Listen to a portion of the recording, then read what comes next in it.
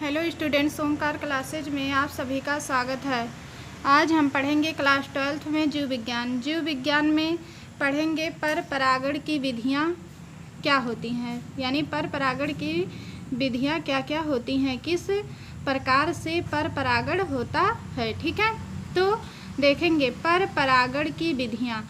पर परागण में परागकणों का स्थानांतरण विभिन्न विधियों द्वारा होता है। क्या होता है? जो पर परागण होते हैं उसमें जो परागकण का स्थानांतरण होता है वो विभिन्न प्रकार की विधियों द्वारा होता है। जैसे फर्स्ट नंबर में है आपका वायु परागण, और सेकंड में है जल द्वारा परागण, और थर्ड में है कीटों द्वारा परागण, और फोर्थ में है पक्षियों द्वारा परागण। ठीक, तो सबसे पहले हम देखेंगे वायु परागण। वायु परागण कैसे होता है? ठीक है, तो वायु परागण जो होता है, जब परागकणों का स्थानांतरण वायु द्वारा होता है तो इसे वायु परागण कहते हैं। यानी जो क्या होती है, पर परागण में परागकणों का स्थानांतरण होता है वो विभिन्न विधियों द्वारा होता है। वायु परागण द्वारा, जल द्वारा, फिर कीटों द्वारा, फिर पक्षियों द्वारा। तो वायु परागण में जब क्या होते हैं, परागकणों का स्थानांतरण होता है, यानी एक पुष्प में दूसरे पुष्प में, एक पुष्प से दूसरे पुष्प में, तो अगर वो वायु द्वारा होता है तो उसे हम क्या कहते हैं, वायु परागण कहते हैं। जैसे जल परागण क्या होता है? जल परागण में दो प्रकार से होता है, यानी कि जो जल परागण होता है वो दो प्रकार से होता है। उन दोनों का क्या क्या प्रकार है? जैसे कि अधोजल परागण द्वारा, यानी अधोजल परागण द्वारा। अधोजल परागण क्या होता है? जब परागण जल के भीतर होता है तो उसे अधोजल परागण कहते हैं। जैसे क्या होते हैं, जब परागण क्या हो, जल जो होता है, ठीक है, मान लीजिए तालाब का जल हुआ, तालाब के जल के क्या होता है, अगर भीतर होता है यानी अंदर होता है तो उसे हम क्या कहते हैं, अधोजल परागण कहते हैं। जैसे किसमें होता है, नाजास, सीरेटोफिलम और जो एस्टेरा आदि में क्या होते हैं, अधोजल, यानी कि जल के अंदर, इन सब में परागण होता है। अधिजल परागण सेकेंड पॉइंट है क्या, अधिजल परागण। अधिजल परागण क्या होता है, देख लेते हैं। अधिजल परागण में जब पुष्प जल की सतह पर परागित होते हैं, जब पुष्प जल की सतह पर क्या हो जाते हैं, परागित हो जाते हैं, तो उसे अधिजल परागण कहते हैं। जो पुष्प होता है, क्या होता है, जल की सतह, जैसे जल आप देख रहे हैं, ठीक है, तो उस पे क्या हो, उसी सतह पे क्या हो जाए, परागित हो जाए, विकसित हो जाए, तो उसे क्या कहते हैं, अधिजल परागण कहते हैं। कीटों जैसे क्या है, बेलिस नेरिया, पोटेमेजिटोन, फिर मीरियोफिल्म, फिर क्या है, इत्यादि, यानी मीरियोफिल्म इत्यादि, ये सब क्या होते हैं, अधिजल परागण के द्वारा होते हैं। इसमें इन सारी चीज़ों में अधिजल परागण होता है। कीट परागण क्या होता है? कीट परागण जैसे मधुमक्खियाँ, मक्खियाँ, तितली इत्यादि कीट परागण से सहायता करते हैं। जो कीट परागण होता है इनमें क्या आती हैं, मधुमक्खियाँ, मक्खियाँ, तितली आदि इतने प्रकार के कीट परागण करने में सहायता प्रदान करती हैं। अगला देखेंगे क्या होता है, कृत्रिम संकरण। अगले पॉइंट पे हम आएंगे, क्या होगा, अब पर परागण की विधियों के बारे में सारी जानकारी हम क्या किए, ले लिए हैं। अब आगे देखेंगे हम क्या आता है, कृत्रिम संकरण। एक क्या होता है, कृत्रिम संकरण होता है। यह विभिन्न वंश परंपरा के दो अथवा अधिक प्रकार के पौधों की उनके सर्वश्रेष्ठ लक्षणों के साथ लाने के लिए एवं नई प्रजाति को उत्पन्न करने के लिए की गई चयनित क्रॉसिंग होती हैं। क्या होती हैं?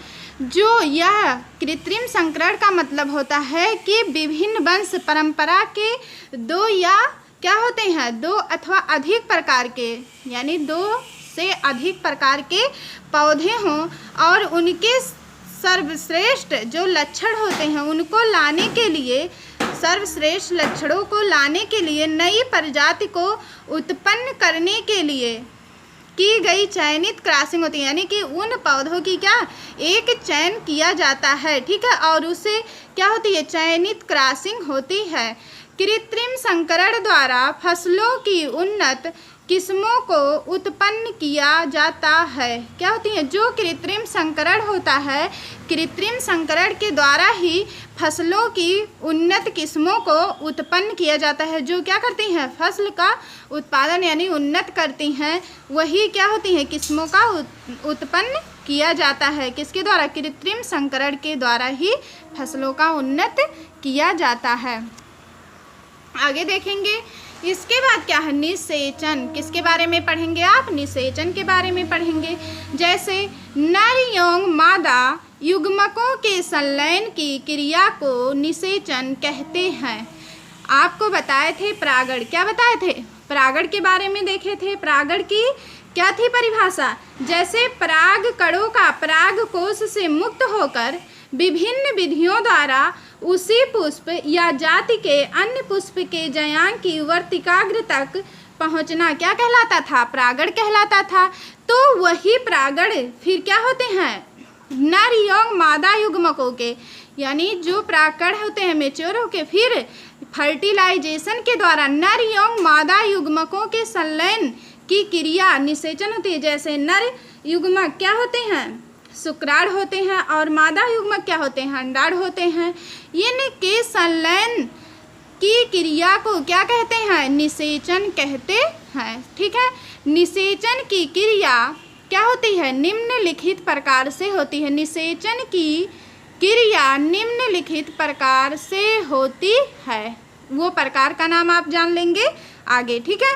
पहले देखेंगे पराग कणों का अंकुरण एवं पराग नलिका का निर्माण। क्या होते हैं, क्रिया निम्नलिखित प्रकार से होती है। तो पहला उसका प्रकार क्या है, पराग कणों का अंकुरण एवं पराग नलिका का निर्माण, ठीक है।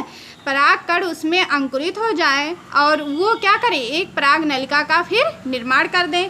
तो आप देखेंगे फिगर बना हुआ है, क्या बना है, फिगर आप देख रहे हैं, ये जयांग का लंबवत काट है और ये पराग नलिका की भ्रूण कोश तक वृद्धि दर्शाते हैं। जो पराग नलिका है उसकी वृद्धि ये दर्शाते हुए बताते हैं। जैसे ही पराग कण वर्तिकाग्र की सतह पर पहुंचते हैं, क्या होते हैं, वर्तिकाग्र की सतह पर पहुंचते हैं, क्या होते हैं, जो ये पराग कण होते हैं, ठीक है। जब ये पराग कोश से क्या हो जाते हैं, मेच्योर हो जाते हैं। तो मेच्योर होने के बाद वो क्या करते हैं, पराग कण यानी वर्तिकाग्र तक क्या होते हैं, सतह पर पहुंच जाते हैं। तो ये वर्तिकाग्र पर उपस्थित शर्करा आदि तरल पदार्थों को अवशोषित कर फूल जाते हैं। अगर ये परागकण क्या होते हैं, परागकण वर्तिकाग्र तक पहुंच गए तो ये इनमें जो उपस्थित शर्करा और तरल पदार्थ होते हैं उनको क्या करते हैं, अवशोषित कर लेते हैं। और अवशोषित करने के बाद ये जो परागकण होते हैं फूल जाते हैं।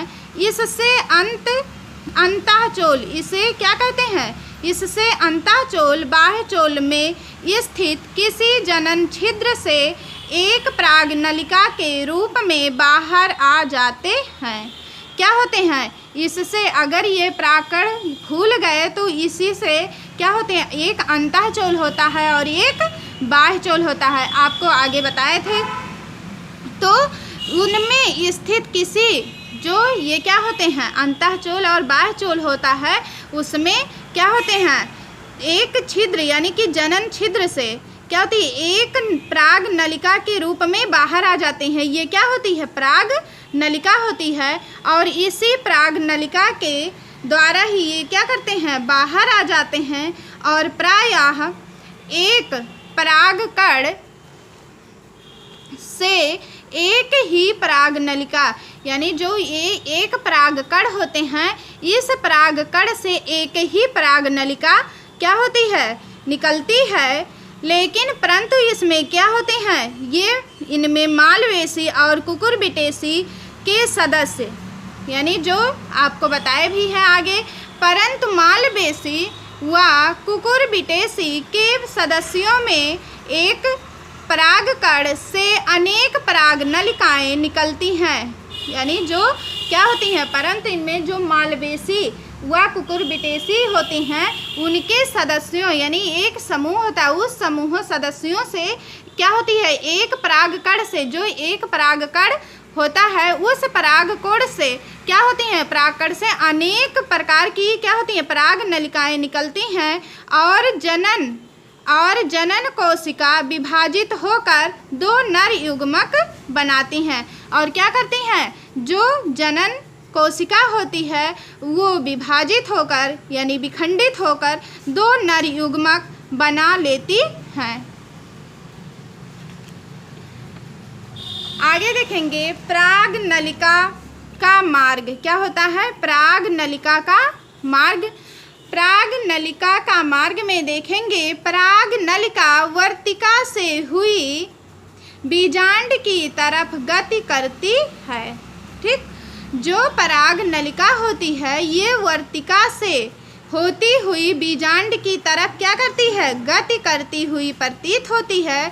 और पराग नलिका वर्तिका और वर्तिकाग्र में रास्ता बनाने के लिए पेक्टोनेज एंजाइम का स्रावण करती है। इनमें जो पराग नलिका होती है वो एक क्या होती है, आप देखे थे पुष्प के फिगर में एक वर्तिका और एक वर्तिकाग्र था। ठीक है, तो जो पराग नलिका होता है वो वर्तिका और वर्तिकाग्र में रास्ता बनाने के लिए उस एंजाइम का प्रयोग करती है, जो एंजाइम का नाम है पेक्टोनेज एंजाइम। ठीक है, और उसी का स्रावण करके ये पराग नलिका अंडाशय में स्थित बीजांड में प्रवेश करती है, जिससे क्या होती है, जो पराग नलिका होती है वो अंडाशय में स्थित होती है और फिर बीजांड में क्या करती है, प्रवेश कर जाती है। आपको आगे बताया भी गया है। जैसे क्या होते हैं, बीजांड में पराग नलिका का प्रवेश 3 प्रकार से होता है। ठीक है, जो ये बीजांड होता है इस बीजांड में क्या होती है, पराग नलिका का प्रवेश 3 प्रकार से होता है। आपको बता भी दे रहे हैं यहाँ पे क्या होता है, अंडद्वारी प्रवेश, निभागी प्रवेश और मध्य प्रवेश। ठीक है, अंडद्वारी प्रवेश में क्या होता है देखेंगे, इसमें अंडद्वारी प्रवेश में पराग नलिका जब बीजांड द्वार में क्या होती है, पराग नलिका ये आप फिगर देख रहे हैं बीजांड द्वार से प्रवेश करती है। जो ये इसमें पराग नलिका होती है ये पराग नलिका है और ये क्या होती है, बीजांड द्वार से ये क्या कर रही है, प्रवेश कर रही है। ये अधिकतर यानी प्रवेश करती हुई होती है और ऐसी क्रिया अधिकतर पौधों में पाई जाती है। अगला पॉइंट देखेंगे, निभागी प्रवेश क्या होती है। निभागी प्रवेश क्या होता है, तीनों फिगर आपके बने हुए हैं। निभागी प्रवेश में क्या क्या क्रिया होती है, इसमें पराग नलिका बीजांड से निभाग क्षेत्र में यानी जो ये बीजांड होता है बीजांड से निभाग की तरफ, ये भाग क्या होता है, निभाग होता है। ठीक है, निभाग की तरफ क्या होती है, प्रवेश करती है। ठीक, और प्रवेश करने के बाद क्या होती है, कैजुराइन बिटुला आदि में ऐसी क्रिया होती है। एक कैजुराइन और एक बिटुला होती है, उसी में ये क्रिया होती है। ठीक है, तीसरा पॉइंट है मध्य प्रवेश यानी मध्य भाग में कैसे प्रवेश करते हैं बीजांड। ठीक है, तो देखेंगे जब पराग नलिका क्या होती है, जब पराग नलिका बीजांड द्वार तथा निभाग क्षेत्र को क्या होती है, बीजांड द्वार तथा ये निभाग क्षेत्र है, क्षेत्र को छोड़कर क्या होती है, इन दोनों को छोड़कर अन्य भाग से प्रवेश करती है। जैसे इन सब भागों से अगर वो प्रवेश करती है तो वो क्या होती है, मध्य प्रवेश होती है। और ऐसी क्रिया कुकुरबिटा, एलची, मेला आदि में होता है। उस पौधे का नाम है कुकुरबिटा, एलची, मेला। ठीक है, आगे आप देखेंगे पराग नलिका का भ्रूण कोश में प्रवेश क्या होती है। जो पराग नलिका होती है उसका भ्रूण कोश में किस तरह से प्रवेश होता है।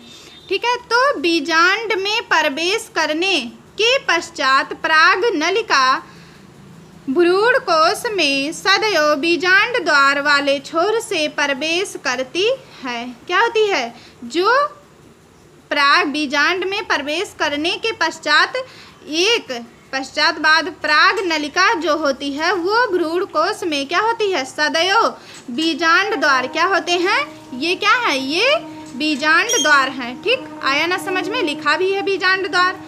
बीजांड द्वार वाले छोर से क्या करती हैं, ये प्रवेश करती हैं और पराग नलिका सहायक कोशिकाओं में उपस्थित तंतुमय समुच्चय के शीर्ष से प्रवेश करती हुई भ्रूण कोश के क्या होती हैं, मध्य भाग तक पहुंचकर अपने अग्र सिरे से फट जाती हैं।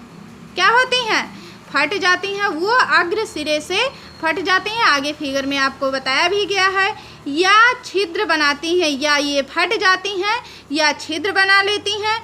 तो इनमें से दोनों जो नर युग्मक ये मुक्त हो जाते हैं, दोनों नर युग्मक क्या होते हैं, मुक्त हो जाते हैं और इस प्रक्रिया के दौरान पराग नलिका में कायिक केंद्रक नष्ट हो जाता है तथा साथ ही सहायक कोशिकाएं भी नष्ट हो जाती हैं। ठीक है, सहायक कोशिकाएं भी क्या होती हैं, नष्ट हो जाती हैं।